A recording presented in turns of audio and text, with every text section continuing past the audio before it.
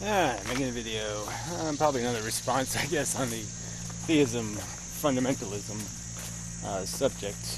This comparing different philosophies and trying to categorize them, throwing them in some sort of grouping or, slander them is all I see the effort being, to, throw mud of a sort,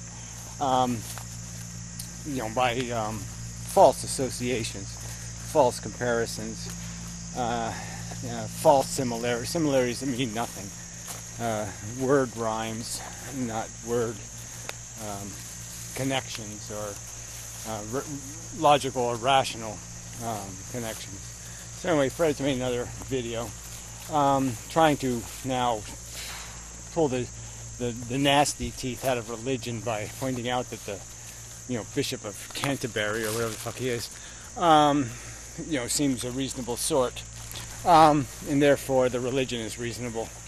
And we know the practitioners of the religion are not so inclined to be as educated as the preachers, and the Protestant religion was always kind of a wishy-washy religion. But anyway, the thing I wanted to get to is the fact that, what's the origin of religion? And I think we kind of can know that. It's superstition. It's voodoo. It's witch doctors. And that's all it is. You take witch doctors and, magnify the magic, and you've got a god. You've got the creation of a god. These control mechanisms. So he was even talking about some artifact from 13,000 years ago, and they're all speculating on, why the people carved what they carved and all this crap. And it could have just been a voodoo token. They wanted reindeer in the water because they could kill them easier. So maybe they thought if we carve them on a tusk, we'll be able to control them. Just mojo bullshit. Astrology, voodoo. There's words for this kind of crap, and it's just crap. Superstition, that's the word. So that's the origins of religion is superstition. They figure out a few things. It's like the old Jewish religion. It spends so much time talking about how to prepare food and what you can touch and how you wash your hands and all this kind of stuff, and it seems quite obvious that they were dealing with learning, that there's some sort of reason why certain behavior gets you in trouble, and they assumed it was God's punishment instead of recognizing that it's a microbe. And so obviously it's ignorance, and they draw a wrong conclusion about what the controlling mechanism is. And it's not some ritual, it's not stepping on a crack, break your mother's back bullshit. They figure out that stepping on cracks has absolutely nothing to do with whether your mother will have a broken back. So that's the origins of religion. And the argument is these people called fundamentalists and others, they don't want to let it go.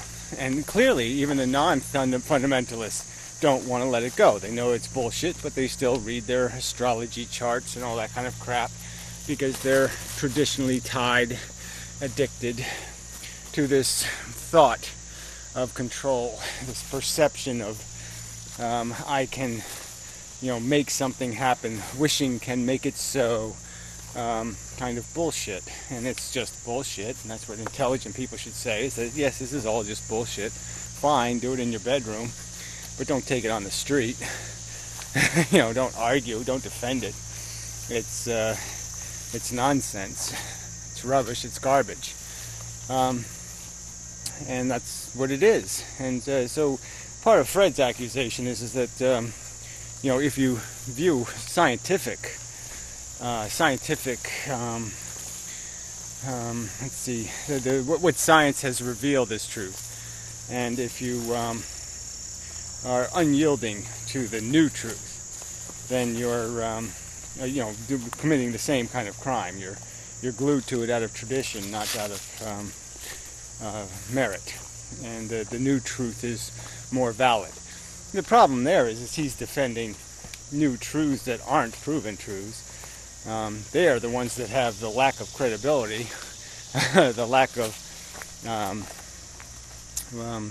he's defending essentially, the vacuous sciences, like aura theory or something. In the 70s, people were talking about auras, and they were calling that science. And, so we have lots of pseudo-science. It's called progressive science, or the new science, and it's not good science at all. It's very bad science. I've had arguments here with people about epigenetics. There was all this big scream about epigenetics and how we could modify our genetic code and through our lifestyle. If we were a good person, we'd have good genetics. And the truth is, it had nothing to do with epigenetics. All you can do is damage your genetic code. You can't enhance it. You can't make it better. You can just not ruin it. You cannot spoil it. Be healthy physically, and you might keep your genetics from getting ruined. But that's all. There wasn't anything positive you could do. It was just prevention of negative. But it was turned into something else. It was sold as something else. And so Comfort reports, by his theory, you're an evil fundamentalist if you don't just run to every new pile of crap somebody spouts. So that's just a huge flaw in his theory. Gaping, gigantic omission that there is a fact in retaining connection to the pieces of antiquity are not flawed. The function of the wheel, as I gave an example before, but again, it's the idea of round wheel is a solid idea. It's not going to be overcome by some new science and found to be fundamentally broken or unsustainable or wrong or any of that crap. It's a rock solid concept. Not that we won't come up with something less that has even less friction, but I'm just saying the fact that the round wheel is better than the square wheel is not a fact Fred's progressive new scientists are going to undo. So that bit of fundamentalism is rock solid. So again, this is where his analogy, his comparison, totally breaks down and becomes slanderous. Is that we know that the fundamental premises of religion were where the flaws are. And we know that the fundamental foundations of science are fairly reliable. That the substance of what science concludes is solid. Especially its careful conclusions, its careful advancements. So the majority of it is solid. The mistakes are an aberration, not the fundament, not the substance. And we know religion is exactly the opposite. The vast majority of the nonsense is that nonsense. There's a tiny glimmer of useful themes, and the rest of it is just absolute shit. Where science is exactly the opposite. The substance is solid. The substance is built now, especially in the modern era, on this whole idea of you don't have to rely on what somebody says. You can rely on experimentation and proofs. And there's all kinds of scrutiny for any rewriting of the book. And so it has so much more integrity as a source or definer of truth. You could argue that religion was the first science, but it was the first science before scrutiny and this obligation to maintain the integrity of a theory against challenges. And obviously religion doesn't do that. It has no willingness to accept challenges, nor any willingness to demonstrate its infallibility. It'll just declare it, and so write provisions of its theory to negate the possibility of any rational scrutiny. that God is invisible, that God is silent. All the rules just make it impossible to verify any element of it whatsoever. And that is more evidence of it, the fundamental difference between these sources of understanding and their fundamental nature. And so it's just a deliberate lie and slander to compare the two, because the two have nothing in common in terms of their fundamental nature, their fundamental function, and the fundamental mechanisms. So it's just a contrivance of a manipulator, and not any kind of advancement of perspective or understanding at all. The foundations of science are solid. Some truths are written forever now. The truth of our evolution is a truth. Fred would like to conveniently annihilate that truth if it's going to get in the way of some kind of purpose theory. It's always going to be more important to have his felt sense. He keeps using that word, felt sense, as if our feelings are a source of understanding rather than our knowledge base, our information, our education, our literacy in the disciplines we're talking about.